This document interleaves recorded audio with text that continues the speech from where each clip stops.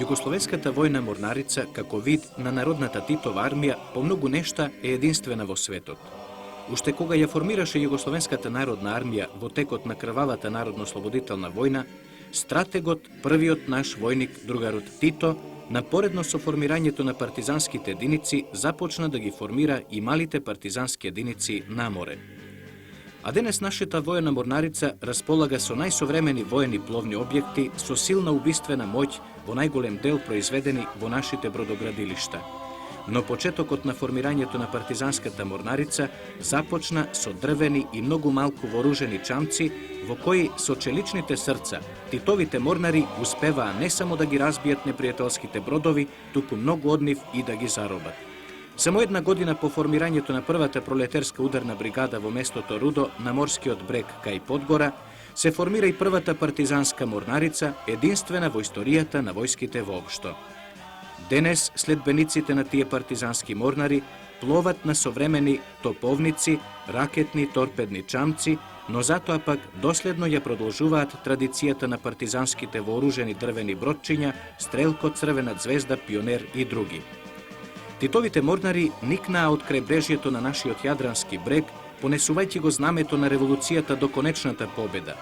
Денешната војна морнарица, 40-те години од војната на нашите народи и народности, ги пречекува со модерни војни бродови и со високо способен старешински кадар, кој во времето на војната се школуваше од борба до победа, а во мирновременскиот развиток на нашата армија се усовршува во високостручната морнаричка војна академија. Така, денес имаме безпрекорно способени морнари, кои заедно со територијалците од крајбрежјето го сочинуваат Титовиот одбранбен еж на брегот од нашето море и заедно со другите видови и родови на нашата армија го прават оној нескршлив бедем што никој никогаш не ќе може да го разбие.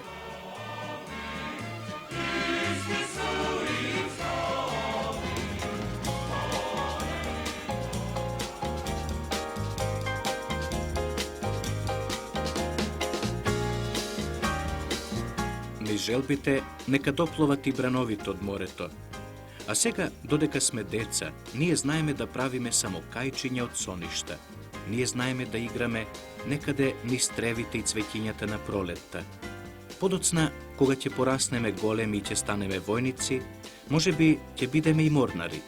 Но дотогаш ќе играме сите заедно, машки и девојчиња. И татковината со љубов ќе ја браниме. Немојте да ни се лутите ако сме и немирни. Зашто такво е детството, палаво и разиграно. Такви се и желбите, немирни, чудни, далечни.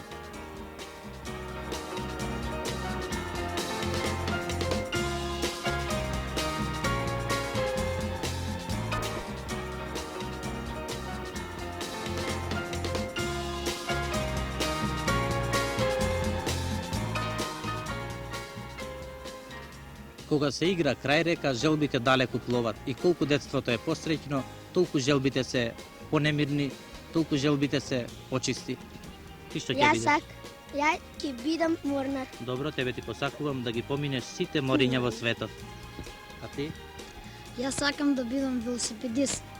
И мојата желба е со велосипед да го прошетам целиот свет, да стигнам во земјите каде што се води борба и посакувам на децата сите пушки, бомби, фишици да станат чоколада и бомбони за децата. Добро, сето тоа и ние го посакуваме.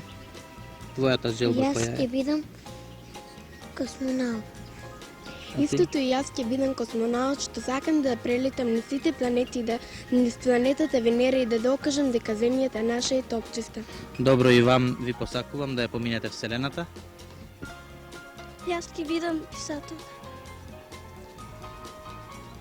Јас сакам да кажам на стилотворба, а стилотворбата се вика мајка. Мојата мајка е најубав цвет, мојата мајка е птица во лет, мојата мајка е цвеќе што цвета, мојата мајка е гулаб што лета. Јас би сакал да бидам Том Сойер. Јас би сакал да бидам планинар и да се качам на високиот врв на светот, тоа е врвот Монт Еверест. Јас верувам дека сите желби ќе ви се исполнат.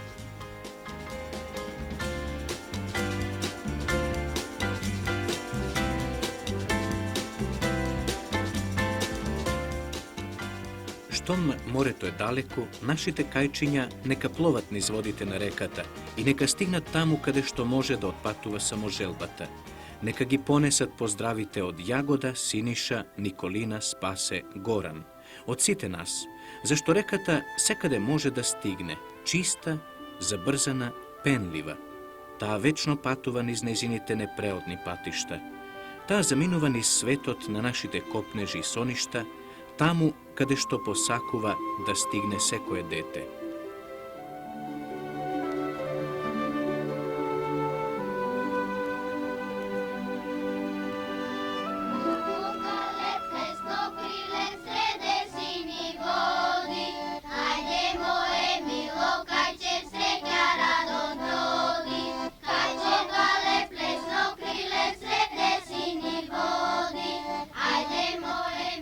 Песничката Кајче, што ќе ја исполнат трето одделенци од Централното основно училиште Маршал Тито во Злетово, нека биде поздрав до сите морнари и до сите оние што ги сакаат пловидбите.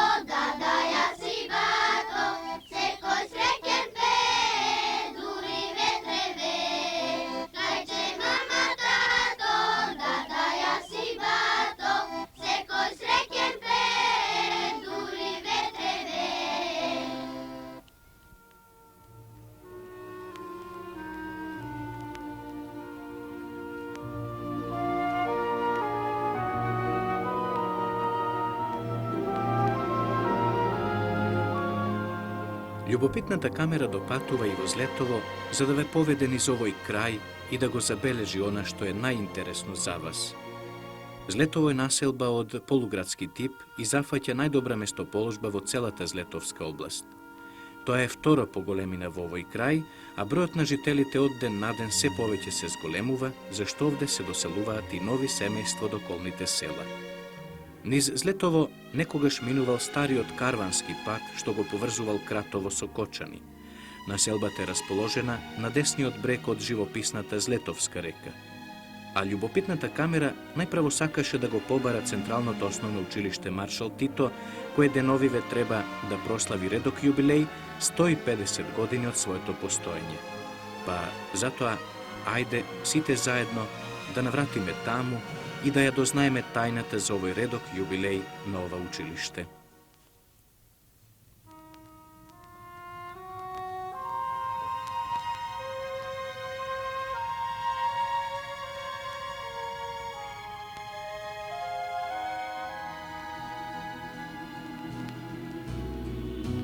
Нека биде чист и уреден училишниот двор. 21. мај ќе биде вистински празник во училиштето. 150 години од постоењето на свое училиште во Злетово. Празнувањето се совпаѓа и со патрониот празник на училиштето што го носи името на големиот водач и учител Маршал Тито.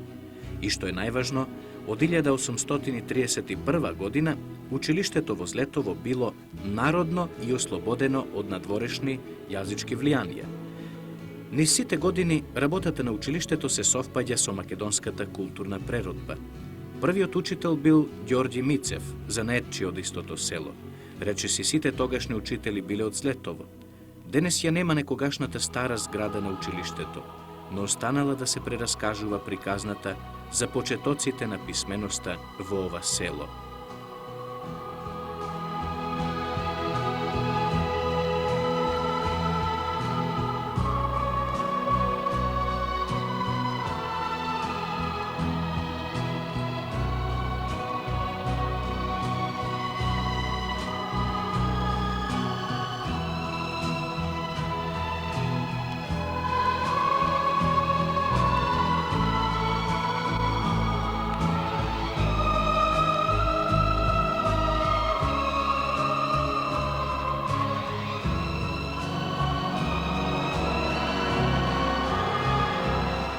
Кое е најдоброто одделение во сегашново Централно основно училиште Маршал Тито во Злетово? Директорот на училиштето Александра Алексовска ни рече 7 А одделение. Нив ги затекнавме на часот по ликовно воспитување. Овде има најмногу петки и четворки, а одделенски раководител е Данка Јосифовска. Меѓу учениците има деца што патуваат од Лесново, Древено, Шталковица, Бучиште и Трипатанци. Секој ден до училиштето и назад, но тоа не им пречи пак да бидат најдобри.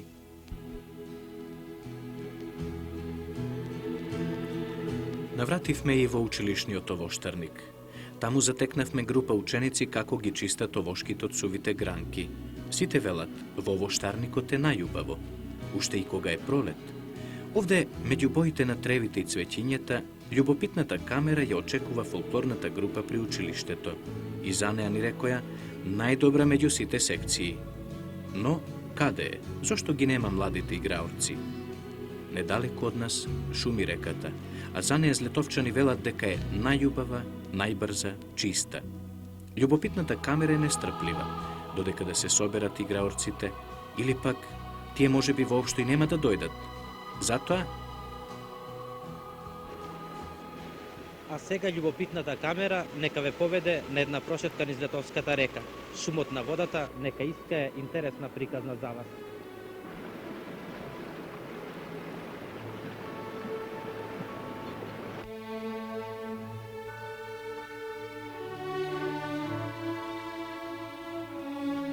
воденичките тркала мируваат. Нема врвулица како некогаш. Сега брашното се раѓа во електричните млинови, а старите воденици останале сами напуштени. Пајажина под зидовите и тишина. Но може би подолу на реката ќе пронајдеме и некоја што работи.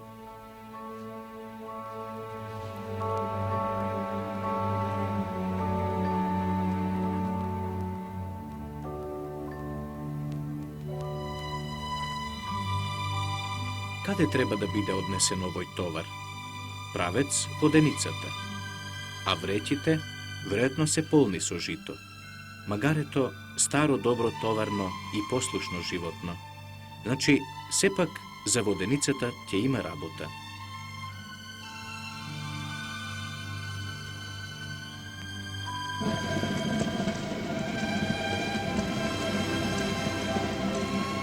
И врти тркалото, врти.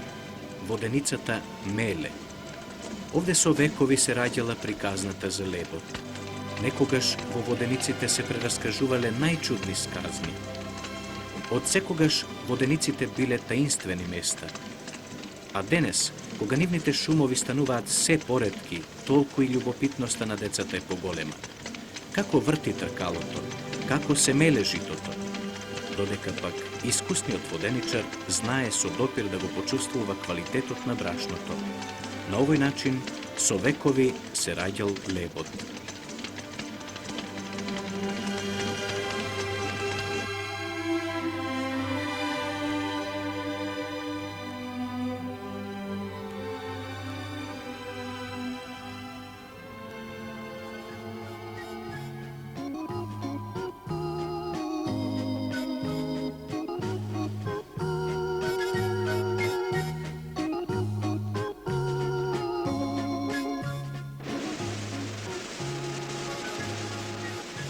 На Злетовската река ќе се најде и некоја валавница, а камерата е љубопитна, сака секаде да дзирне.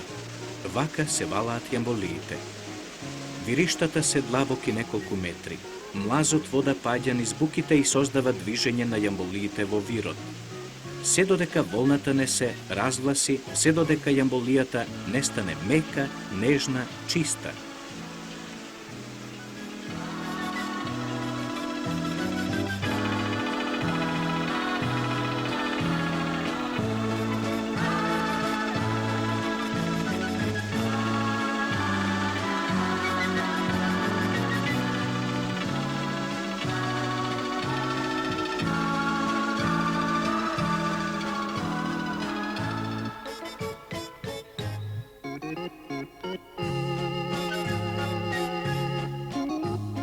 Чеканите удираат, тешки дрвени чекани што го валаат шајакот.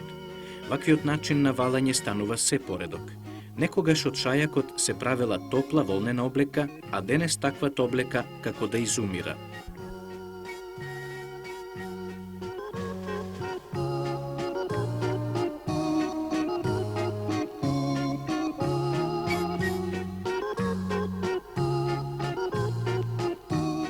А сега уште неколку погледи на јамболиите што се сушат и да побрзаме. Шумот на водата нека не одвлекува премногу.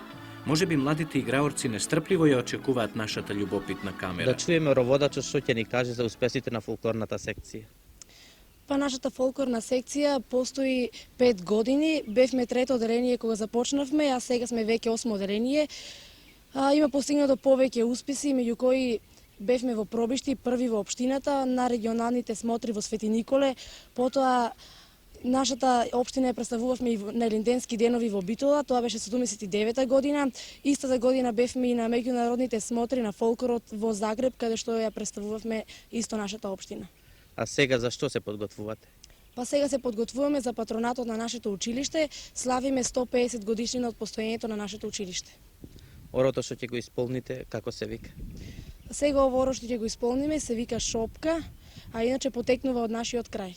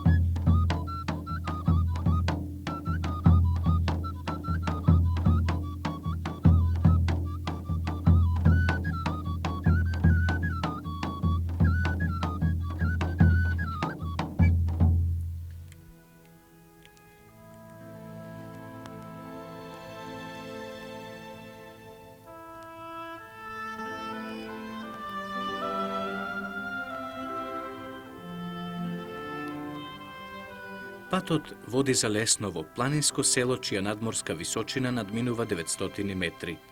Патем ги пристигнавме учениците што секој ден патуваат по 3 часа за да стигнат во училиште во Злетово. Сега е пролет, патувањето е пријатно, нозете полесно се движат. Но во есен кога врне дожд, или пак во зима кога снеговите ќе ги завеат патиштата, тоа е веќе нешто друго. Затоа овие нозе заслужуваат само пофалби, зашто секој ден патуваат од победа во победа.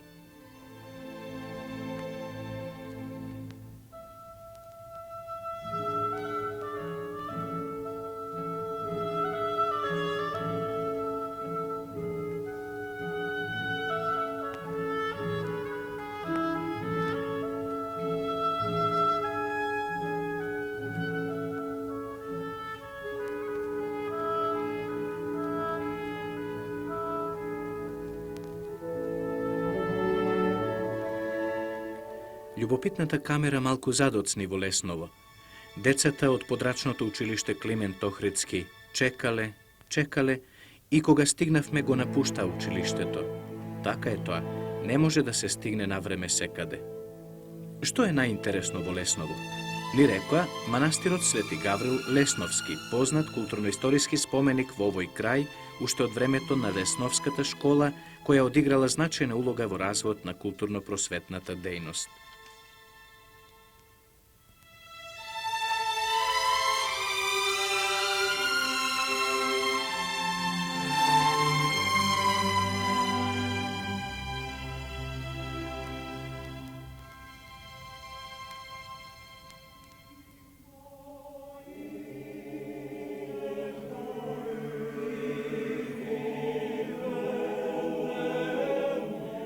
Манастирот Свети Гаврил Лесновски е изграден во 1341 година, додека пак првобитната црква според некои податоци датира од 11 век. Велат дека фреските се најдобро зачувани меѓу сите културно-историски споменици во Македонија. Сегашниот манастир го подигнал последниот моќен деспот во овој крај, Јован Оливер.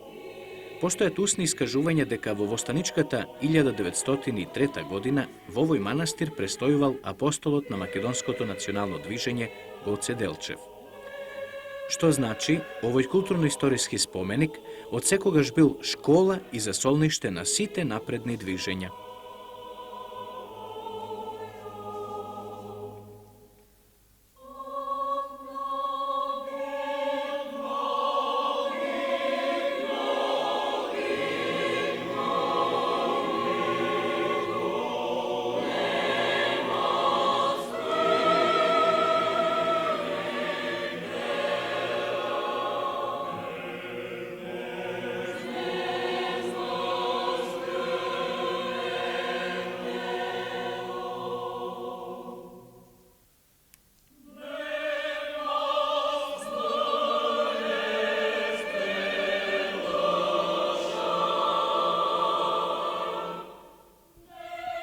Кажи ми ти кога го засака фолклорот? Па, уште кога бев мал во трето одделение, кога наставникот не собра еден ден и рече дека од сега ќе имаме фолклорна група и дека понатаму се ќе играме. Има ли некој играорец во твоето семејство? Па татко ме бил игрорец и мислам дека тоа сум го наследил од него. А првото оро, значи го одигра во трето одделение. Да. Овој пат со кое оро ќе ни се Па, представите? Овој пат ќе ви се представиме со орото Арнот кој потекнува од нашиот крај.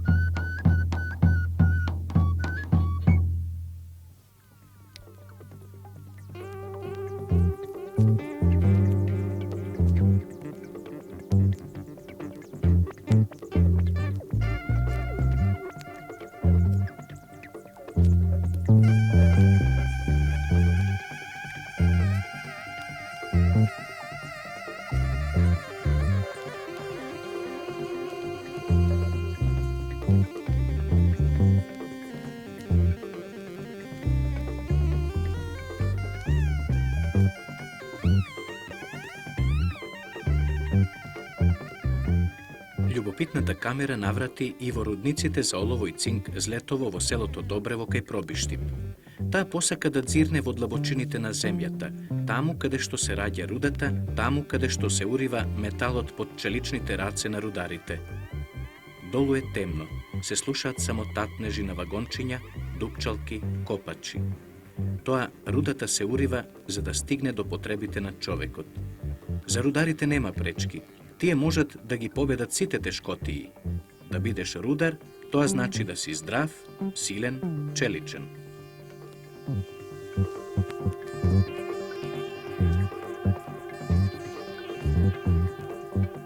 Се наоѓаме во еден од ходниците на рудниците за цинк и олово, Злетово. Кажете ми со кого разговарам?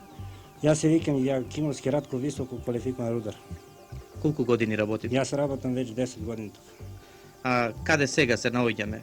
Сега се наоѓаме на хоризонт 450, 200 метра сме длабочина на истражни ходник Жица 1Б.